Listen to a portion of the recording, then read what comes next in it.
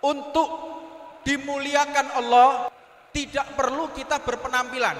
Untuk dicintai Rasulullah tidak perlu kita untuk berupaya agar secara fisik ini maksimal tetapi batinnya tidak maksimal, maka sia-sia. Kita mempersiapkan dakwah semaksimal mungkin, tapi yang lebih kita persiapkan lagi adalah batin kita. Sebagaimana yang dikatakan oleh Al-Imam Abdullah bin Al-Haddad dalam kitabnya Nasaih Diniyah,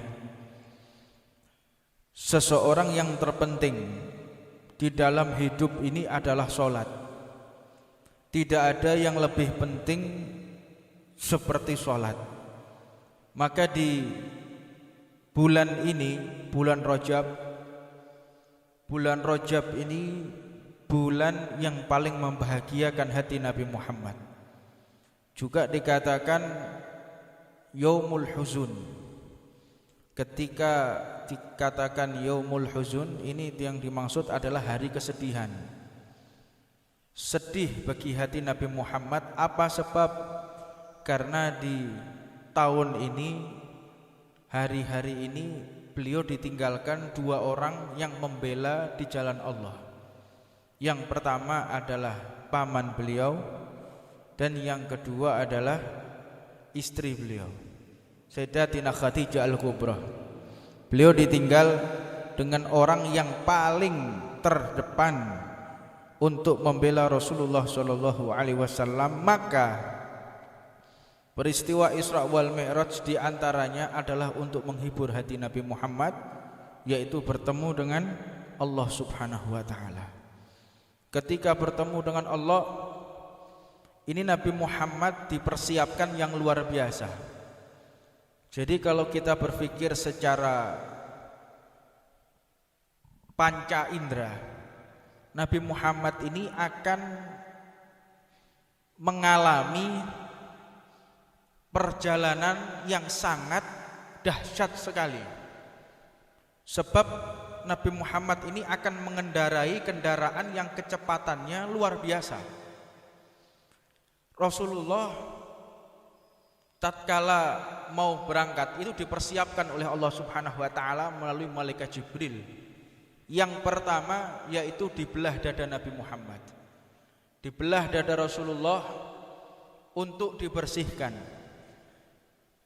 Untuk dibersihkan di sini diperjelas oleh Al-Habib Ali Sahib Simtud Durar.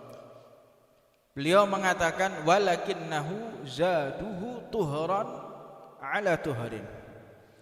Jadi ketika hati Nabi Muhammad dikeluarkan, dibelah, ketika dikeluarkan itu dibersihkan bukan berarti sebelumnya kotor, tidak, tetapi dibersihkan menjadi lebih bersih lagi. Juga ada riwayat yang mengatakan disitulah diambil haddu syaiton. Haddu syaiton, ruang untuk menggoda manusia. Dan diambil pula rahmat kepada setan. Jadi Nabi Muhammad itu rahmatan lil alamin. Jadi menjadi rahmat kepada seluruh alam. Apa sih alam itu? Masiwallah. Kecuali Allah itu adalah alam, semuanya ini alam, manusia, bumi, jin, setan, malaikat, semua ini adalah alam. Maka kecuali Allah tidak disebut sebagai alam. Nabi Muhammad ini rahmat kepada segala alam. Pertanyaannya, kenapa kok tidak rahmat kepada setan? Setan itu juga termasuk alam. Loh kok tidak mendapatkan rahmat? Karena peristiwa Isra wal Mi'raj, rahmatnya Nabi Muhammad kepada setan itu diambil oleh Allah. Diperintahkan untuk ngambil. Kalau tidak, ketika Nabi Muhammad meminta kepada Allah untuk mengampuni iblis, niscaya iblis pun akan mendapatkan syafaat Rasulullah SAW. Maka cintanya kepada umat luar biasa. Peristiwa itu yang beliau Nabi Muhammad tidak pernah sedikit pun melupakan umatnya. Dipersiapkan, ditambahkan cinta, ditambahkan rahmat, ditambahkan iman, juga ditambahkan kekuatan fisik. Jadi kita bisa bayangkan kalau mengendarai motor kecepatan 150 km per jam, itu telinga sudah sakit. 200 km per jam kalau nggak pakai helm, nggak pakai penutup telinga, itu sudah terganggu sekali, nafas itu terganggu. Kalau kita melihat orang-orang yang mengendarai kendaraan yang cepat seperti pesawat tempur, itu menggunakan oksigen. Pakai oksigen, ruangannya tertutup, pakai pesawat. Itu kalau tidak bisa copot semua kulit itu. Orang kalau perjalanan kecepatan seperti pesawat 1000 atau 1500 km per jam, itu kira-kira copot semua itu. Organ-organ itu bisa copot semua. Nabi Muhammad, kita bisa bayangkan ketika naik buruk, itu lebih dari kecepatan cahaya. Kecepatan cahaya itu 124.000 km per detik. Itu melebihi kecepatan cahaya daripada kendaraan yang namanya buruk. Maka peristiwa Isra Mi'raj ini di bulan Rajab semuanya menyaksikan. Alam-alam menyaksikan, di antaranya pun buruk. Buruk yang dikendarai oleh Rasulullah Shallallahu alaihi wasallam. Ini ketika ditentukan hari Mi'rajnya Nabi Muhammad, maka buruk ini mengantri.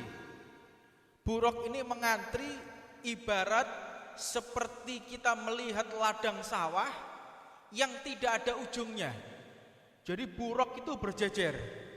Buruk ini berjejer, berhias, dan semuanya mengangkat kepala. Buruk siap-siap semuanya.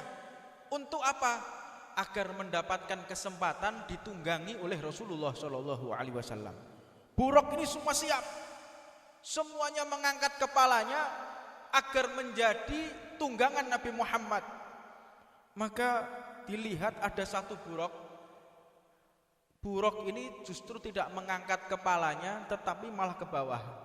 Diperhatikan oleh malaikat Jibril, semuanya naik ke atas kepalanya, buruk ini ke bawah. Sehingga ditanya, "Hei buruk, kenapa engkau menundukkan kepalamu sedangkan buruk yang lain mengangkat kepalanya?" Dijawab oleh buruk tadi, "Aku tahu, aku tidak akan terpilih. Aku tidak akan terpilih. Oleh karenanya aku menundukkan kepala sambil meneteskan air mata dan berharap kepada Allah, kalau aku hambanya, aku ini hamba Allah yang tidak pantas ditunggangi Rasulullah." Sekian banyak buruk yang tawadhu itu satu. Maka kelihat pernyataan buruk yang sedemikian rupa, justru dialah yang terpilih menjadi tunggangan Nabi Muhammad Shallallahu alaihi wasallam. Ini pembelajaran pertama untuk kita. Untuk dimuliakan Allah tidak perlu kita berpenampilan. Untuk dicintai Rasulullah tidak perlu kita untuk berupaya agar secara fisik ini maksimal, tetapi batinnya tidak maksimal, maka sia-sia. Kita mempersiapkan dakwah semaksimal mungkin, tapi yang lebih kita persiapkan lagi adalah batin kita, rasa ketawaduan kita, rasa rendah hati, rendah diri kita, persiapkan betul.